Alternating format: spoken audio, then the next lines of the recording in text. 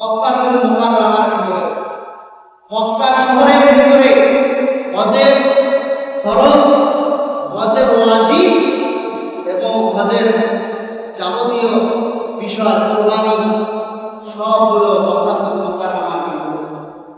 আর Medina Munawwara তো হচ্ছে মক্কা শরীফ থেকে আরো দূরে, সেখানে তো হজের কোনো কার্যাদি নাই। আছে কি কোনো কার্যাদি? নাই। কিন্তু তারপরেও হুব্বে রাসূল যাদের অন্তরে লুকায়িত রয়েছে, তাদের চোখের পানি আর তাদের গন্ধ দেখবে অপেক্ষা কবে যাব আমার প্যারা হাবিবের রওজার পাশে, কবে যাব আমি আমার জীবনের পূর্ণতা খুঁজতে। আমি বাইতুল্লাহ তাওয়াফ করেছি, হজের কাজ শেষ করেছি, আমি কবে যাব আমার গ্রামের সেই মহান ব্যক্তিত্ব যার ভালোবাসায় আমার হৃদয় তরঙ্গায়িত হয়, যার ভালোবাসা আমি নিজেকে মুসলমান পরিচয় দিতে পারি, আমি তার রওজা মুবারক কবে জিয়ারত করব।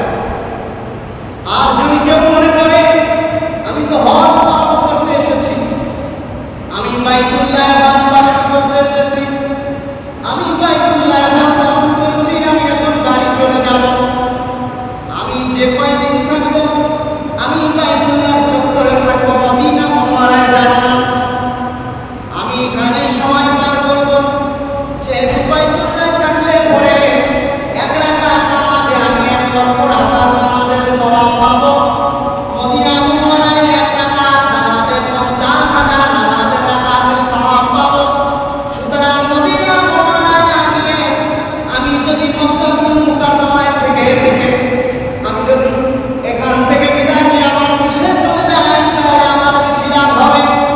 এরকম চিন্তা ভাবনা কেউ করে যদি মদিনা মুনাওয়ারা না যায়, মক্কাতুল মুকাররমা থেকে ফিরে যদি বাড়ি যায়, রাসূলুল্লাহ সাল্লাল্লাহু আলাইহি ওয়াসাল্লাম বলেন, যেই ব্যক্তি বাইতুল্লাহ জিয়ারতে আসলো, যেই ব্যক্তি হজ পালন করলো, যেই ব্যক্তি তাওয়াফে জিয়ারত করলো, যেই ব্যক্তি আরাফায় অবস্থান করলো, হজের কার্যাদি সম্পন্ন করলো, কিন্তু আমি মুহাম্মদুর রাসূলুল্লাহ সাল্লাল্লাহু আলাইহি ওয়াসাল্লামের দরবারে হাজির হয়েছে না, আমাকে সালাম জানাতে এলো না, আমার রওজা মুবারক জিয়ারতে আসলো না, সে আমার প্রতি জুলুম করে চলে গেল। আলহামদুলিল্লাহ। সুতরাং মহান সাহেব যদি বাইতুল্লাহ জিয়ারতে যায়, হজের কার্যাদি যদি পালন করে, মদিনা মুনাওয়ারায় না গিয়ে যদি বাড়িতে ফিরে আসে, ওই হাজী সাহেব যতবার জীবনে হজ করুক না কেন, রাসূলুল্লাহর কথা সে তো হাজী হলো না, সে আমার সাথে জুলুম করে বাড়িতে ফিরে গেল। যদি রাসূলুল্লাহর সাথে কেউ জুলুম করে বাড়িতে ফিরে যায়, তাহলে তার হজের কোনো মূল্য আছে? সকলে একটু কথা বলে, তার হজের কোনো মূল্য আছে? কোনো। রাসূলুল্লাহ সাল্লাল্লাহু আলাইহি ওয়াসাল্লামের রওজা মুবারক জিয়ারতের ব্যাপারে এই জন্য কথা বলা আছে, হজ করবা মক্কায়, কবুল হবে মদিনায়। তো বলুন সুবহানাল্লাহ। হজ মক্কায় করতে হবে, আর হজের কবুলিয়তের জন্য রওজা মুবারকে রাওদাতুম মিন রিয়াদিল জান্নাহ গিয়ে সালাম জানায়া বলতে হবে, লাব্বাইক ওয়া সাদাইকা ইয়া রাসূলুল্লাহ, আমি উপস্থিত হয়ে গেছি ইয়া রাসূলুল্লাহ। হাজিরিন আমার ভাইরা বাবাজিরা, এজন্য রাসূলুল্লাহ সাল্লাল্লাহু আলাইহি ওয়াসাল্লাম বলেছেন, ও দুনিয়ার মানুষ, আমি তো আজ থেকে দুনিয়া থেকে বিদায় হয়ে যাচ্ছি, দুনিয়া থেকে আমি চলে যাচ্ছি, আমি আমার পরওয়ারদিগার রফিকার সাথে মিলিত হতে যাচ্ছি। তবে জেনে রাখো, যারা আমাকে ঈমানের সাথে দেখেছে তারা আমার সাহাবী হয়েছে, যারা আমাকে দেখে নাই কিন্তু আমাকে বিশ্বাস করেছে, আমার সাথে মহব্বত পয়দা করেছে, আমার প্রতি ভালোবাসা প্রদর্শন করেছে, ও আমার সাহাবীরা, তোমরা সাক্ষী থাকো, কাল কিয়ামতের ময়দানে আমাকে না দেখেও যারা আমাকে ভালোবেসেছে, তারা কিয়ামতের ময়দানে আমার সাথে আরশের ছায়ার মধ্যে খুব কাছাকাছি থাকবে। এই জন্য রাসূলুল্লাহ সাল্লাল্লাহু আলাইহি ওয়াসাল্লাম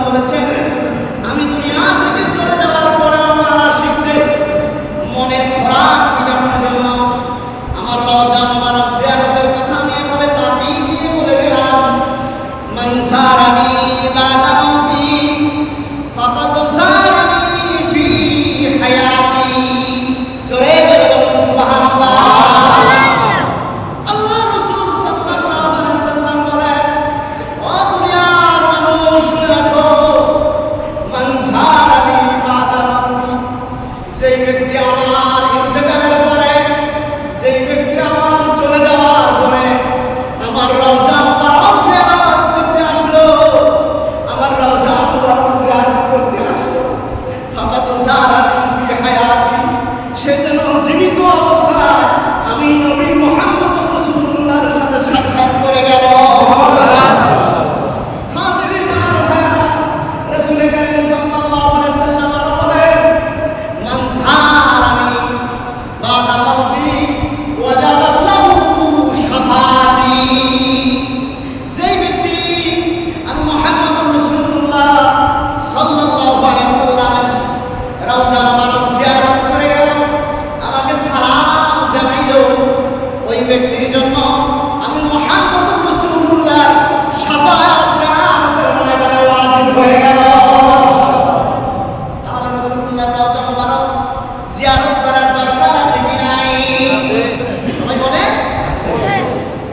সম্মানিত হাজিরিন আমার ভাইরা কেন জিয়ারত করব প্রয়োজন কি তা তো জানার দরকার আছে শুধু কি জিয়ারত করলেই মনের স্বাদ মেটে মুমিন হৃদয়ের আত্মা প্রশান্তি পায় চোখ থেকে পানি ঝরে এটাই কি সফলতা না না এটা সফলতা নয় আমি খুতবার শুনতে বলেছি এমন একজন নবী আমরা পেয়েছি যেই নবীকে ভালোবাসার জায়গা মাকাম আর স্তরটা হচ্ছে মা বাবার চেয়েও বেশি বলেন সুবহানাল্লাহ দুনিয়ার সমস্ত মানুষের চেয়েও বেশি এজন্য রাসূলুল্লাহ নিজেই বলেছেন লা ইউমিনু আহাদুকুম হাত্তা আকুনা হাব্বা ইলাইহি মিন ওয়ালিদিহি ওয়া ওয়ালাদিহি ওয়ান নাসি আজমাইন জোরে বলুন সুবহানাল্লাহ রাসূলুল্লাহ সাল্লাল্লাহু আলাইহি ওয়াসাল্লাম বলেন ও উম্মতরা কান খুলে শুনে রাখো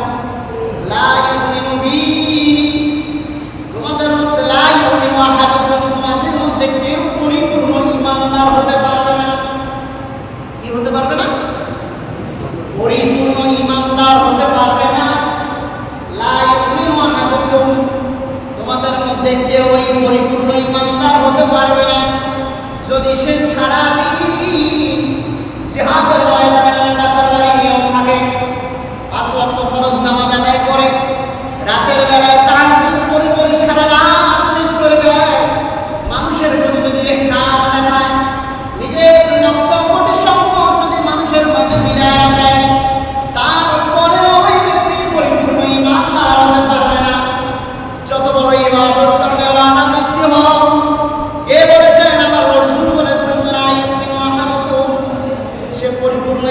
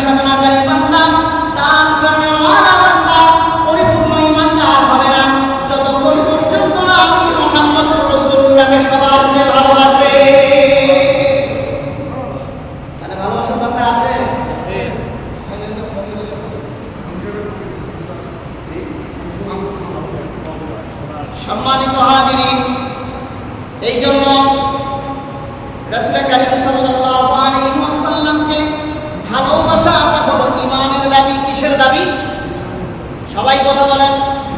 রাসূলুল্লাহ সাল্লাল্লাহু আলাইহি সাল্লামকে ভালোবাসা কিসের দাবি? ঈমানের দাবি। আমার মাথার উপর আপনাদের সম্মুখে দেখেন কালেমা তাইয়্যিবা লেখা আছে। কালেমা তাইয়্যিবার প্রথম অংশে লেখা আছে যেই কালেমা তাইয়্যিবা না পড়লে কেউ ঈমানদার হতে পারে না। পারে? কালেমা না পড়লে ঈমানদার হতে পারবে না। এই কালেমা তাইয়্যিবার মধ্যে লেখা আছে দেখেন অর্ধেক অংশ লেখা আছে লা ইলাহা ইল্লাল্লাহ, বাকি অংশে লেখা আছে মুহাম্মাদুর রাসূলুল্লাহ সাল্লাল্লাহু আলাইহি ওয়াসাল্লাম। যদি ঈমানের প্রতি তাওহীদের প্রতি বিশ্বাস করলে শুধু ঈমানদার হওয়া যায় না, তার মানে শুধু আল্লাহকে বিশ্বাস করলে ঈমানদার হওয়া যায় না। মুসা কালিমুল্লাহ পানিতে পড়ে আল্লাহর প্রতি ঈমান এনেছিল, কিন্তু মুসা আলাইহিস সালাতু ওয়াস সালামের প্রতি ঈমান আনে নাই। কথা ঠিক কিনা? আমানতু, আমি ঈমান আনলাম ইলাহে মুসা, মুসার ইলাহের উপর, মুসার উপর না। সে কি ঈমানদার হতে পেরেছে? সে কি ঈমানদার হতে পেরেছে?